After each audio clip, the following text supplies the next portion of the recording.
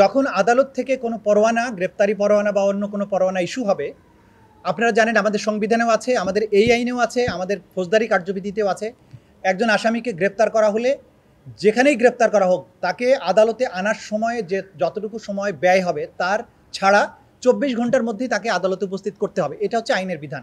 শুধু আমাদের এই আন্তর্জাতিক অপরাধ ট্রাইব্যুনাল আইন নয়, আমাদের সংবিধানও এটা স্বীকৃত যে গ্রেপ্তার করে 24 ঘন্টার বেশি কাউকে আটক রাখা যায় না। যদি আদালত আপনাকে আটক রাখার অথরিটি দেয় কেবলমাত্র তখনই আপনি আটক রাখতে পারবেন। সুতরাং যাকে যখনই গ্রেপ্তার করা হবে তাকে আইনের বিধান হচ্ছে তাকে আদালতের কাছে আনতে হবে। আদালত যদি তাকে আটক রাখতে বলে আটক রাখা হবে, আদালত যদি তাকে ছেড়ে দিতে বলে জামিন দেয় ছেড়ে দিতে পারেন। সুতরাং ডিসিশন নেওয়ার অথরিটিটা তখন আদালতের হাতে চলে যায়। এইটাই হচ্ছে আইনি ব্যাখ্যা। তো আমাদের কাছে কেউ ব্যাখ্যা চাননি, যদি চান তখন আমরা ব্যাখ্যা নিশ্চয়ই তাদেরকে জানাবো। আমাদের কাছে যেহেতু আনুষ্ঠানিকভাবে ডকুমেন্টারি পদ্ধতিতে কেউ বলেননি যে আটক রাখা হয়েছে, মিডিয়াতে যেটা এসেছে সেটাকে আমরা আমলে নিচ্ছি না। আমাদেরকে যদি বলা হয় যে আটক রাখা হয়েছে তাহলে আইন অনুযায়ী তাকে অবশ্যই আদালতের কাছে আনতে হবে, এটাই বিধান। তো যেহেতু আমরা জানি না সুতরাং এই বিষয়ে আমি কোনো মন্তব্য করতে চাই না। আন্তর্জাতিক অপরাধ ট্রাইব্যুনালের রেজিস্ট্রারের যে কার্যালয় সেখানে আপনারা খোঁজ নেবেন, তারা এই গ্রেপ্তারি পরোয়ানাগুলো যথাস্থানে যথাসময়ে জারি করেছেন এবং এর বাইরেও যে সমস্ত কর্তৃপক্ষের কাছে অবগতির জন্য এই গ্রেপ্তারি পরোয়ানাগুলোর কপি পাঠানো হয়েছিল তাদের কাছেও এটা পৌঁছে গেছে বলে আমরা জানতে পেরেছি।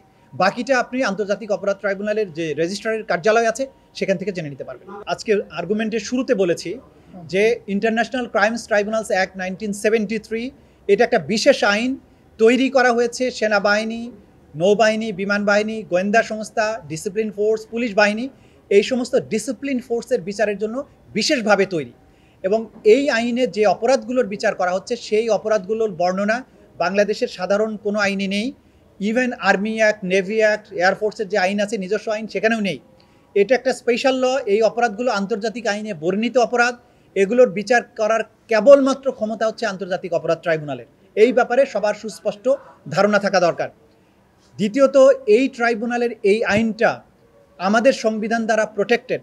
আমাদের সংবিধানের 47-এর 3 এবং 47-এর ক অনুচ্ছেদে স্পষ্টভাবে বলা হয়েছে যে সমস্ত আইন আন্তর্জাতিক আইন অর্থাৎ crimes against humanity, war crimes, genocide এগুলো বিচারের ব্যাপারে তৈরি করা হয়।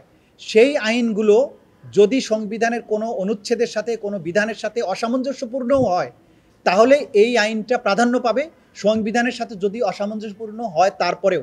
অর্থাৎ সংবিধান নিজেই বলে দিচ্ছেন যে 1973 সালের ক্রাইমস ট্রাইব্যুনাল অ্যাক্ট এর মূল্য সংবিধানের চেয়েও শক্তিশালী, সংবিধানে এটাকে প্রোটেকশন দিয়েছে।